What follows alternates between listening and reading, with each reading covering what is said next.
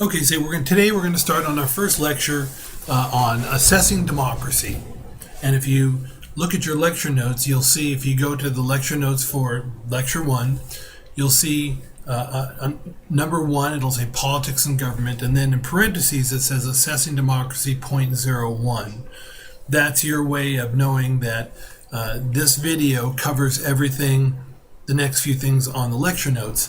Then when I get to when the next video, somewhere on the lecture notes you'll see assessing democracy .02, and that'll pick up wherever I am in the lecture when this finishes. I never quite know how long it's going to take. So with that in mind, let's get started. Because I take the political science part of what I do very seriously, it's important to know that when I go ahead and talk about certain topics, I'm going to introduce terms like definitions, and what you're going to need to do is remember those definitions and be very clear in giving me those definitions back. Political science, the science part of this, is actually really important to me. And in any kind of science, one of the things that you do is you define your terms. When we talk about politics, for example, if I asked everybody everybody's watching this video, if I said define the word politics, I suspect that everybody would write something a little bit different. And so what I want to do is make sure that we're all on the same page when we're talking about, when we're using certain terms. And so this is important on the exams, because what that means is that when you talk about certain terms, when I ask you a question about certain terms, you're going to want to go ahead and define the term, give me an example, and then elaborate on it. And we'll talk more about that as we go along in these lectures. So first, I want to start off with the definition of politics. Now, let's understand some of the key terms that we're going to be using throughout this class. The definition is going to be kind of complicated, so I'm going to go ahead and I'm going to give you the definition and then explain it. The definition for politics that we'll be using is a definition actually from this other very well-known political theorist, and it's politics is the struggle over the allocation of benefits and privileges. Now, I realize that sounds kind of clunky, but once you understand what it means, it's actually going to make a great deal of sense. Politics is the struggle over the allocation of benefits and privileges. Well, first you got to think about what the word allocation means. When you allocate something, that means you sort of distribute it. So if we were all sitting in a classroom, and you're in the classroom and there are other students in the classroom, and I'm handing out pens or pencils. Let's say I have 30 pens or pencils, and I'm distributing them to everybody. I'm allocating the pencils. So it just means distributing, giving them out, sort of giving them away. The allocation of benefits and privileges. When we talk about the benefits and privileges, what we're talking about are the sort of good things that society provides. The goods that you can get by being a member of society. So let's go back to like really primitive times. We're going to go back. It says example one. I'm talking caveman times. Now, I'm not an expert on caveman times, and so don't repeat any of this in an anthropology class because it's almost definitely wrong. But back in caveman times, there were politics take place. There were politics going on. What did they struggle over back in the day with cavemen? Well, caves. I mean, that seems reasonable enough. They struggled over caves, right? Some people wanted the cool caves that were kind of well protected and far away, where they could be protected from anybody coming. Maybe caves that were up in high locations, so if somebody was coming up, it would be difficult for them to get there. Maybe hidden caves. And then and probably caves with smaller openings so that it would be hard for someone to come in and get you. And probably the kind of caves that people didn't want were caves that are like wide open, that anybody could come in. And then the worst thing would be to not get a cave at all, right? Where you have to like lay down underneath a tree and hope nobody attacks you. There was a struggle over who's going to get the good caves and who's going to get the bad caves. That's a struggle over the allocation of benefits and privileges. Who's going to get the good caves? Who's going to get the bad caves? What else might they struggle over? They might struggle over locations. Like they did a lot of hunting back then, in theory, I'm assuming. And so there are probably some places that would be really cool to be, like right next to a forest where there are a lot of animals running around, as opposed to being in the middle of a flat area where maybe all you can hunt are squirrels and lizards, right? So they would struggle over who is going to have the best location, who is going to be closest to the water, right? A cave near where there was good hunting going on, also near water, that'd be a pretty cool cave to have. And so the strongest person probably would be the one who would get that.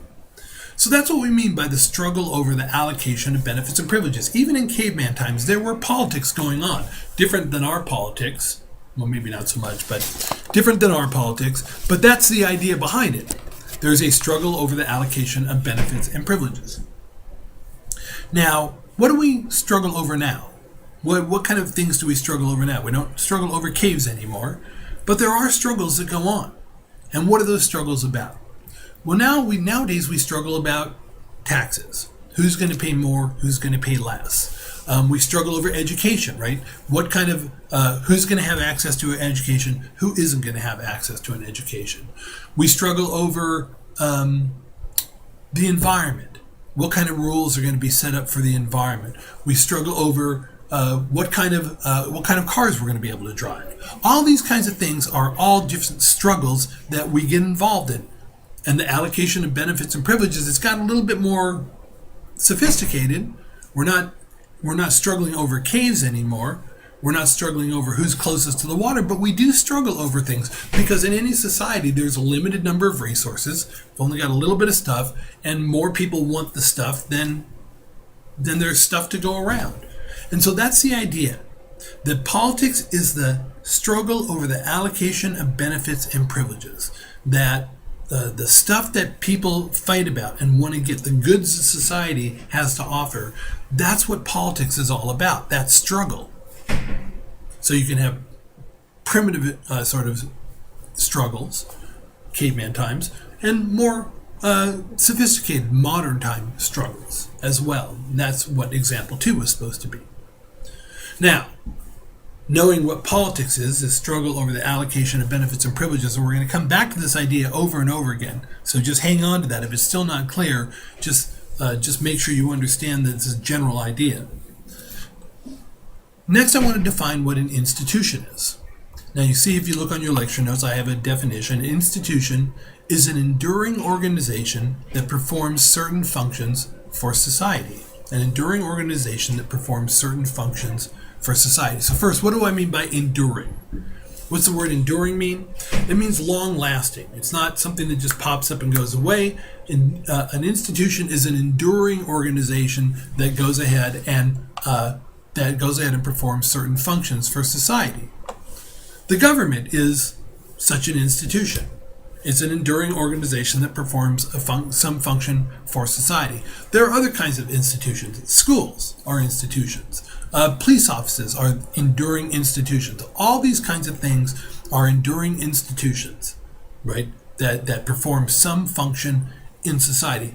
Churches, they're not run by the government. Churches, synagogues, mosques are enduring organizations. These are all examples of institutions. Now, I want to differentiate between, and I kind of did already, between institutions and the government.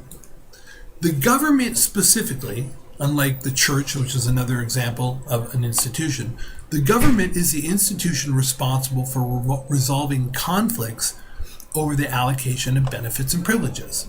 So back in caveman days, for example, when there was a struggle over the cave, over who's going to get the cool cave, how did they resolve the struggle? Well, they beat each other over the head with clubs, or at least that's what most of my knowledge about caveman days comes from watching the Flintstones when I was a kid. So, this may not be historically accurate, but based on my Flintstone understanding of caveman days, the way people resolve issues is they club each other over the head, right? That's my cave. That's my cave. Well, it would be like, oh, my cave. Oh, your cave. Bam. Drag somebody out of the way, you take the cave. Well, nowadays when we struggle over things like education or taxes or the environment, when we struggle over things now, it takes place in the government. We vote for people, and then those people go ahead and vote for certain policies. That's what happens now. And so we set up a government. In fact, the reason that we set up governments in the first place is that if you think about it, back during caveman days again, people were totally free. You could do whatever you wanted. There were no laws. You could do whatever you wanted. Whatever you could get away with, you could do. So if you had a really cool cave, and I wanted your cave, I just club you over the head and take your cave. No big deal. There's no police are going to come. There's no government. Nobody's going to do anything. But even though you and I would both be totally free, it'd still be really scary.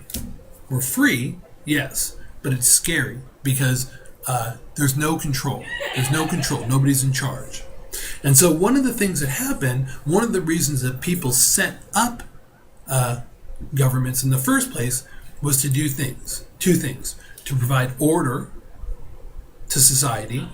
And by order, I just mean to make sure that things are predictable, to make sure that things are somewhat, that we can be confident that certain rules are going to be followed, but at the same time to go ahead and protect our liberty, to go ahead and make sure that we have the ability to act on our own behalf.